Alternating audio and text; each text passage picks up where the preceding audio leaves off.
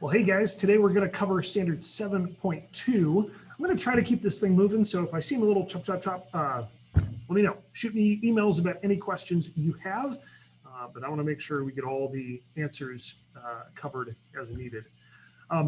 You might notice I'm using a different video format. I don't know if this is better or worse. Hopefully it'll stay in sync. The other one fell behind, so if this is a little weird for you, that's why. So today we're going to take a look at the home front, okay? We've talked already about why the United States is going to get involved in World War II. Now we're going to look at how individual people back in the United States are going to support the war effort in a variety of ways. Hang in there and let's see what we can do. So first of all, in order for us to fight a war, especially a war that's happening during a depression, there's going to have to be some economic sacrifice. In fact, FDR gets involved and he at first just encourages private industries to build things for the war effort. And then he works with Congress to pass something called the Defense Production Act that says, yeah, I know you're making cars, we need Jeeps, okay? I know you're making, well, probably again, cars, we need you to convert to make airplanes. And so the government can actually force people to do that. The government's going to get involved in the economy in ways that you typically don't want it to. But again, it's wartime. Things are going to be a little bit different. The government starts to play a role in what businesses get what resources, because some resources have to be turned into things for the war effort. Some things are for civilians. Some are for aid to other countries. So the government decides who gets what. The government sets prices. The government sets the wages of workers. Again, that seems kind of crazy, but people are willing to do an awful lot to support the war effort if it means maybe we'll beat the Germans, who we're like scared of, but also they seem really evil. So the government says, okay, here's a way that you can help us. We have to have money in order to support the war effort. And we know that times are tough, but if you would give the government money, we can turn around and use it to do all kinds of things, buy bullets, support our enemies, pay soldiers, whatever. We will, the government says, if you give us some money right now, pay it back to you with interest. It won't be a lot of interest, but it'll be a decent amount of interest. And it's going to be guaranteed. Okay? So it is an investment. If you can part with it right now, absolutely you can do this. And they use modern advertising techniques. In fact, there's a Bugs Bunny cartoon where he and I think it's Porky Pig and Daffy Duck sing a song about go buy war bonds, right? You've got all these posters that are relatively famous. This one I like, you've got the kids and the shadow of the swastika above them. It says, don't let that shadow touch them, buy war bonds. Now, that might be overly dramatic, but that's the idea. We want to make sure that our children don't grow up under Nazism, under absolutism, by war bonds. Citizens are encouraged to do whatever they can do to conserve resources. Don't waste stuff, which again, the Depression's been going on, so people are used to it, but now it's like, okay, we're gonna conserve with the goal of beating Hitler. That's way better than just waiting around till the stock market goes back up or whatever. People are told to plant victory gardens, grow your food so we can send some of our other supplies to Europe and you'll still have food. So yeah, you might not have tomatoes in the grocery store, but you can grow tomatoes, okay? And I love that even Batman and Robin and Superman are growing tomatoes. If Superman, it seems like he's being underutilized here, right? Like he's Superman, if picking cabbage is the best thing for him, okay. This one is just a bad joke. Of course I can. Get it, she cans food, I don't know. Now the problem is that's still not enough. There still is not enough for everybody to get everything they need because again, we're supporting our allies in Europe, we're supporting troops. And so we pass rationing laws that say, look, you're only gonna get this much butter, this much coffee, this much meat each week or each month. And so right here, you see a grocer who's stamping a coupon booklet. It's a ration booklet. So when you go to the store, when you buy tea, they'd say, okay, here's some of your tea for the month of February, okay? That's how they keep track of it. The idea is everybody can have a little bit, no one person gets a lot. That makes sense, right? We just went through like the coronavirus thing, people went nuts about toilet paper. What if we just said, hey, you get 10 rolls per family per, I don't know, whatever.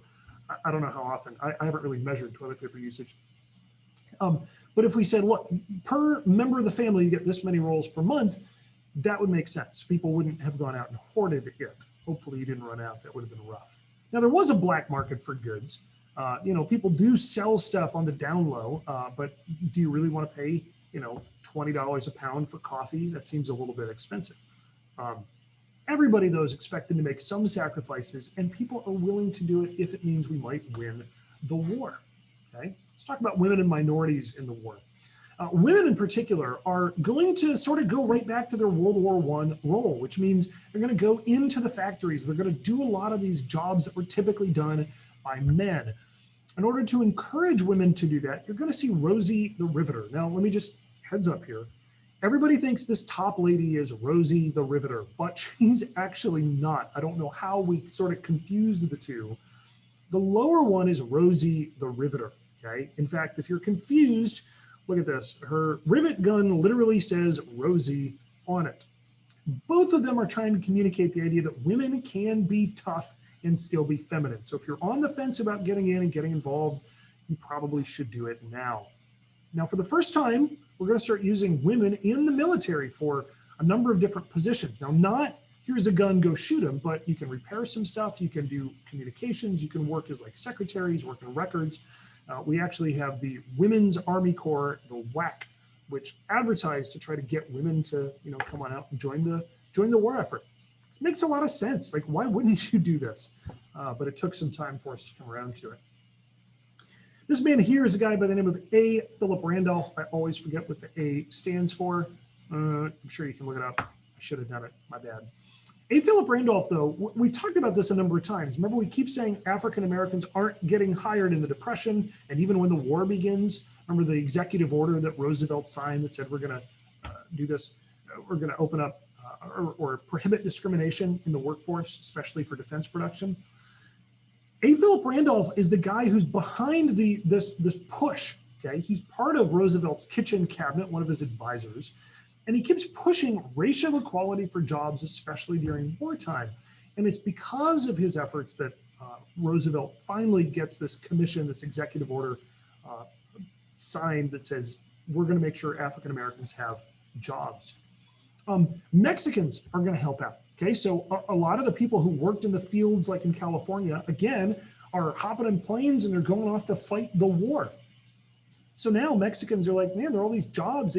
There's field work to be done. And honestly, some of you guys are like, they're coming across the border and whatnot. Guys, if nobody picks the crops that are in the field, we're just going to have them rot in the field and we're going to have a food shortage. Okay, now, to be fair, most of the folks who come at this point are going to come legally.